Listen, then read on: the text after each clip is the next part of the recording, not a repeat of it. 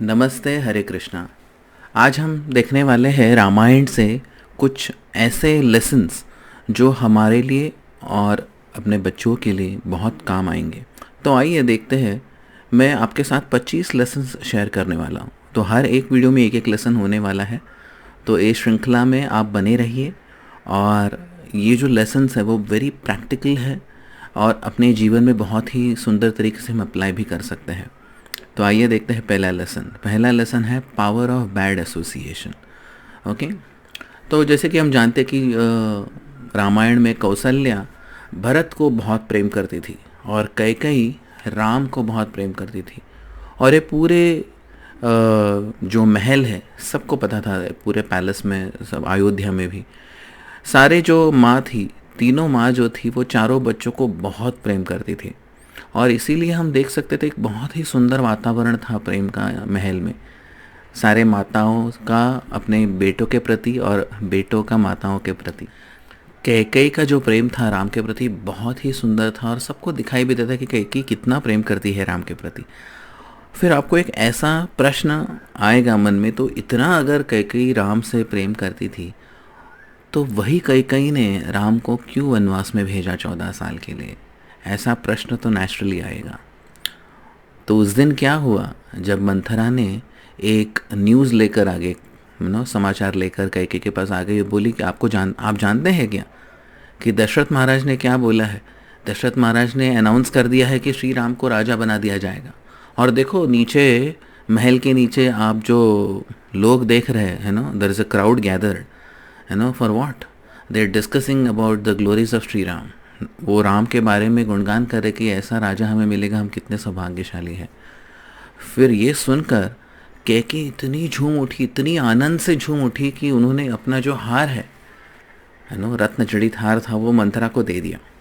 और इमीडिएटली जब मंथरा को दे दिया, मंथरा ने वो हार को फेंक दिया बाजू में। बोला, अरे आपको कुछ सीरियसनेस है कि नहीं सिचुएशंस का? क्या हो रहा है इधर? मैंने बोला राम को राजा बनाया जाएगा और आप खुश हैं? ऐसे कैसे खुश हो सकते हैं आप? देखो, अगर राम राजा बन गया तो कल को दशरथ महाराज आपको दासी की तरह ट्रीट करेगा और कैकेयी को उनका पूरा प्रेम चला जाएगा।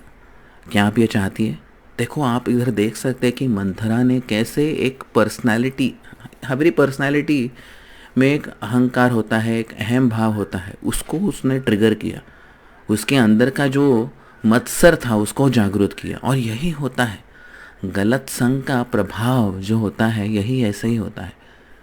उसने क्या किया, मंथरा ने कैकेयी का जो हृदय में मत्सर था, ईर्ष्या थी, वैसे तो थी नहीं किंतु जागृत की। ईर्ष्या, मत्सर, क्रोध, लोभ, ये सब हमारे अंदर सुप्त अवस्था में होते हैं, किसी के संग से या प्रभाव से वो बाहर आ भी सकते हैं। अभी एक प्रत्येक व्यक्ति पर निर्भर होता है कि वो कितने हद तक उसको बाहर लाए और कैसे प्रभावित हो।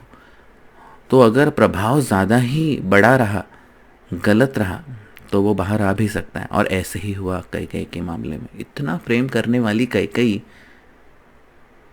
पल भर में ही राम के प्रति मत्सर की भावना से देखने लगी, ईर्ष्या के भावना से देखने लगी। और यही है संग का असर। मंथरा का उसने जो गलत संग उठाया और उसके जो शब्द उसने बोले, उससे वो प्रभावित हो गई। तो हमें कौन से शब्द से प्रभावित होना है और कौन से शब्दों से नहीं, ये बहुत अच्छी तरह से जानना है। और गलत संग में अक्सर ऐसा ही होता है। गलत संग में इतने कैकेयी जैसे प्रेम करने वाली व्यक्ति के मन में अगर मत्सर आ सकता है तो हमारे क्या बात है ना। और गलत संग का यही तो प्रभाव होता है, जो चीज़ नहीं है अस्तित्व में उसको बाहर लाने का प्रयास करना, ये गलत संग का प्रयोजन होता है। और हम सब जो पेरेंट्स हैं अभी और हमारे जो बच्चे हैं, हम ये हमारे लाइफ में कैसे इम्प्लीमेंट करें? हम भी पेरेंट्स खुद पहले गलत संग में नहीं आना है, गलत संग के प्रभाव में नहीं आना है। हम अच्छे फैमिली से कनेक्ट होना है, उनसे प्रेरणा लेनी है जो पॉजिटिव पेरेंटिंग में बिलीव करते हैं, जो स्पिरिचुअल लाइफ लीड करते हैं। ऐसे लोगों का संग ज़्यादा लेना है, मंदिर में जाना है, साधुओं का संग लेना है। जो हस्बैंड होते हैं वो गुरु को फॉलो करना है और वाइफ को हस्बैंड को फॉलो करना है, जो अच्छी तरह से गुरु को फॉलो कर रहा है, स्पिरिचुअल लाइफ अपने जीवन में जी रहा है, और साथ ही साथ बच्चों को भी अच्छे संग में रखना है। इसलिए हर एक पेरेंट को बहुत ही ऑब्जर्वेंट रहना है कि कैसे हमारे बच्चों को हम संग में डाल रहे, किस संग में डाल रहे, उसको कौन से संग का कैसा प्रभाव मिल रहा है। अगर ये जानना है तो उसको अलग अलग तरीके से सवाल पूछ सकते हैं हम, या जब वो खेलते हैं बाहर बच्चों के साथ, उनको ऑब्जर्व करना है कि वो कैसे बच्चे हैं, उनका कंडक्ट कैसा है। क्योंकि if we are not observant, accidents will happen. इसलिए हमें बहुत ही सतर्क रहना है, गलत संग का प्रभाव होने नहीं देना है। और दूसरा अनुभव यह है जो मैं बताना चाहता हूँ कि गलत संग का प्रभाव अगर पड़े नहीं, अगर, क्योंकि हम कितने हद तक ऑब्जर्व कर सकते हैं, अपने बच्चों को भी कितने हद तक ऑब्जर्व कर सकते हैं गलत संग से बचाने के लिए। इसीलिए उनको ऐसे रामायण जैसे पवित्र ग्रंथों से उनको ऐसे जो स्टोरीज हम बताएंगे तो उनको भी एक सीख मिलेगी, है ना। Training the intelligence will save a man's life, है ना। इसलिए ट्रेनिंग एंड एजुकेशन बहुत इम्पॉर्टेंट होता है। हमारे बुद्धिमत्ता को, हमारे मति को, इंटेलिजेंस को शास्त्रों से युक्त करना है और इतना सशक्त बनाना है कि जब गलत चीज़ें हमारे सामने आ जाती है तो हमको एक चॉइस होती है, उसको यस बोले या नो बोले। वो नो बोलने की क्षमता हमें शास्त्रों से ही आती है ना। ये जो डिस्क्रिमिनेटिव एबिलिटी है ये हमें उनको देनी है और हमें भी प्राप्त करनी है, क्योंकि हमारे लाइफ में बहुत गलत संग आते हैं हमारे सामने, उसका भी प्रभाव हम पर पड़ता है और हमारे बाद हमारे बच्चों पर पड़ता है।